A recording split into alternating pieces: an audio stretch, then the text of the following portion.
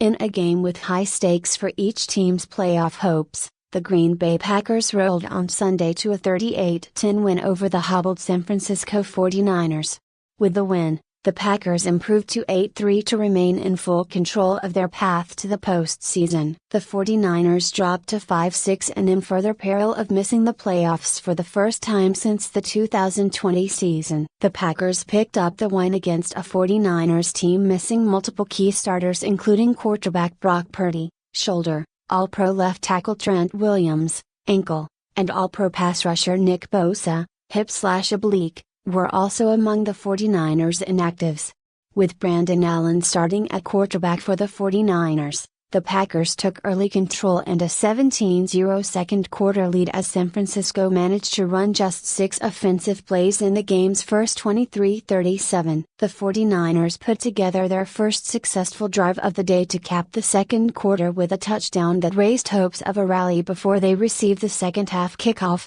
But Xavier McKinney snuffed out those hopes with an interception of Allen midway through the third quarter. McKinney returned the ball 48 yards to the San Francisco 26-yard line to set the Packers up in scoring position. 3 plays later, Josh Jacobs ran for his second touchdown of the day to extend the Packers' lead to 24-7. A fourth-quarter fumble by Allen on a sack allowed the Packers to extend their lead again to 31-10 on Jacobs' third touchdown of the day. Jordan Love's touchdown pass to Malik Heath in the final 5 minutes punctuated the Packers' blowout in front of a jubilant Lambeau Field crowd. Injuries to the 49ers or not, it added up to a decisive win for a Packers team that's been on the upswing since a 2-2 start that included a knee injury to Love that was initially feared as potentially season-ending. Instead, Love missed just 2 games. Since Love's return, the Packers have gone 6-2 while producing a top-5 offense. Sunday's win was a well-rounded effort as the Packers forced 3 turnovers and scored 38 points against one of the NFL's stronger defenses.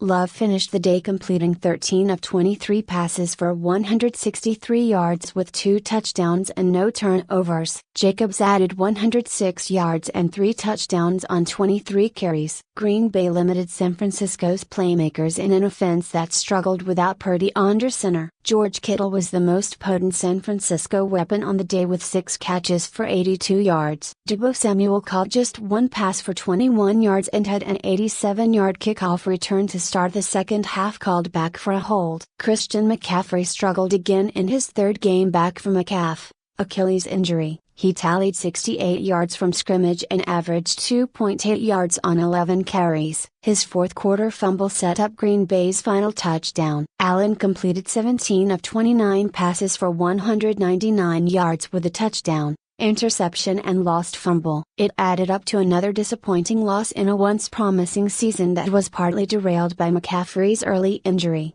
Now the 49ers sit at 5-6 and on the wrong side of the playoff picture with a remaining schedule that includes games against the Bills, Rams and Lions. They need a lot to go their way to sneak back into the playoff hunt. Purdy's status for next week's critical matchup against the Bills is unclear. The Packers remain behind the 10-1 Detroit Lions and 9-2 Minnesota Vikings in a loaded NFC North, but they're well ahead of the back of the NFC wildcard pack and in prime position to make the postseason.